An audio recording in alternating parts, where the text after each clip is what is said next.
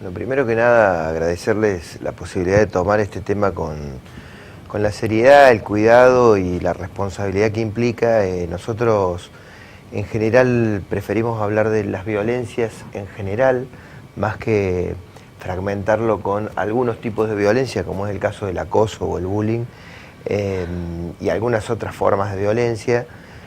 También cuidamos mucho de no hablar de la violencia en la escuela o del bullying o el acoso en la escuela, sino de hacerlo de manera un poco más integral, porque en realidad es un tema sumamente complejo que, como ustedes lo mostraron recién, este caso y muchos otros parten de una situación de mucho sufrimiento, de mucha,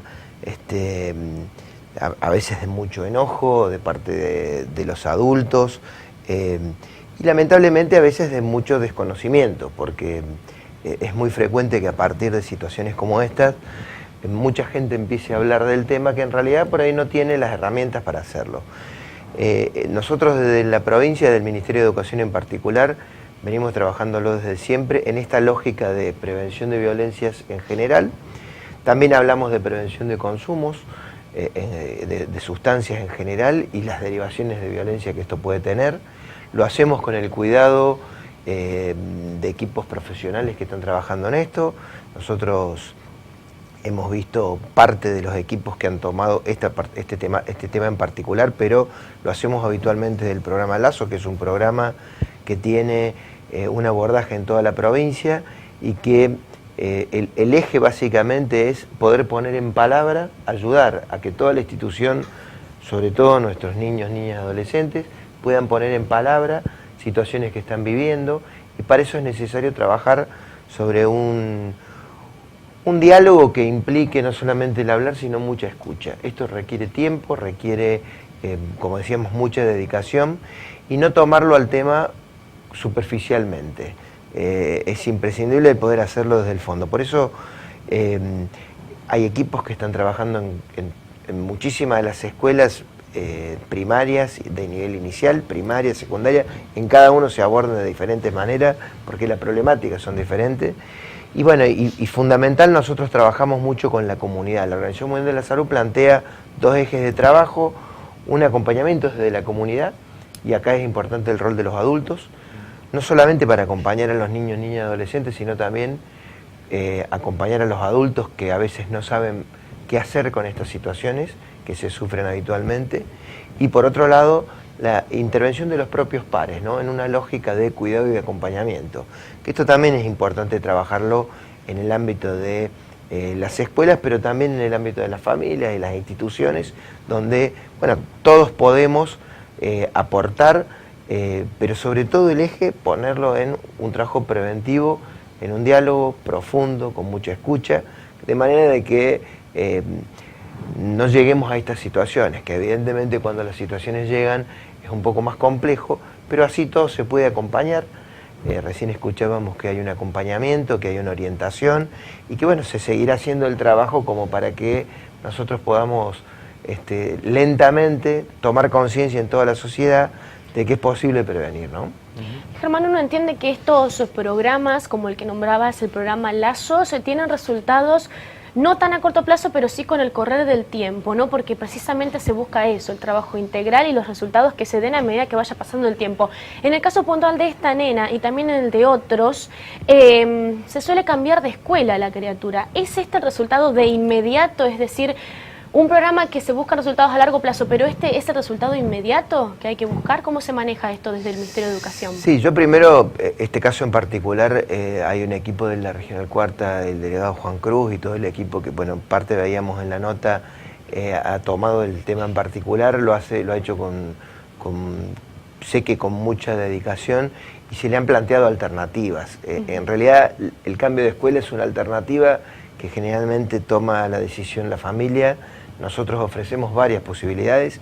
Aquí se ofreció una posibilidad de un acompañamiento si la decisión de la mamá es continuar en la escuela, pero también de acompañamiento si la decisión es buscar otros lugares. Nosotros, como Estado, obviamente garantizamos el derecho a la continuidad en la escuela, en esta o en alguna otra, y eso es una decisión muy compleja y, por supuesto, que siempre está en manos de las familias también, ¿no?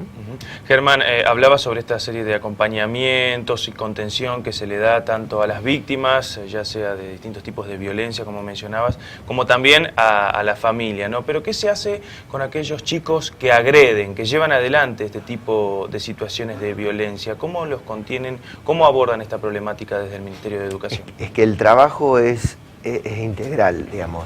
Vos, aquí en general, digo, no quiero entrar en detalles, pero digo, muchas veces ocurre que quien es agredido por momentos también se convierte en agresor. No planteo que sea esta situación puntual, pero digo, muchas veces por un mecanismo de defensa. El tema es cómo transformamos estas cuestiones de resolver situaciones entre pares, con agresión, con violencia, con una respuesta que es tan agresiva como lo que ocurrió inicialmente, cómo podemos transformar eso en palabra, en poner en palabra, en una convivencia saludable y armónica. Y esto, como decías vos, lleva un tiempo, es un ejercicio que lo tenemos que hacer primero los adultos. Nuestra sociedad acostumbra a resolver muchos de los problemas con agresión, cuando lamentablemente hemos perdido por ahí esto de el mirar al otro, el escucharlo, el pedirle disculpas, el agradecerle, el poder dialogar con un tiempo un poco más tranquilos. Entonces digo, es un ejercicio, lo venimos trabajando nosotros, la verdad que somos muy optimistas, porque una de las cuestiones que destacamos, a mí cuando me muestran estadísticas sobre el aumento del acoso, del bullying, nosotros decimos en realidad es muy probable que lo que esté aumentando, y lo tenemos corroborado, es que la gente se anime a contar, a hablar, y esto es bueno, poner en palabra situaciones que se viven, que a lo mejor antes quedaban escondidas y nadie se enteraba hasta que ocurrió una catástrofe o algo muy grave. Hoy se pone en palabra, muchas veces se advierte, se anticipa. Bueno, esto es un trabajo arduo que estamos haciendo y que como sociedad tenemos que hacer todo. Y una cuestión que nosotros destacamos también, es muy fácil, hoy las redes sociales invitan a que todos opinemos de todo, es muy fácil hablar con mucha liviandad de lo que tiene que ver con la violencia, el acoso, el bullying y cómo deben abordarse estas cuestiones. En eso nosotros decimos, está muy bueno que hablemos, pero hay que hablarlo con mucha seriedad y con mucha responsabilidad, porque si no lo único que hacemos es generar más violencia, más conflicto y reproducimos a veces lo que no queremos, que es justamente que estas situaciones se multipliquen. Dialogar, poner sobre la mesa el tema, poner en palabras y entender que hay mucho sufrimiento y el sufrimiento es imprescindible acompañarlo, ¿no? Al hablar de las violencias en las escuelas, uno por supuesto sabe que el lugar protagónico son precisamente las entidades educativas, por lo que el rol del docente también es fundamental. En este caso hay una preparación en el marco de los docentes para que puedan tratar estos temas, para que den cuenta de que un niño está sufriendo, de que un niño la está pasando mal.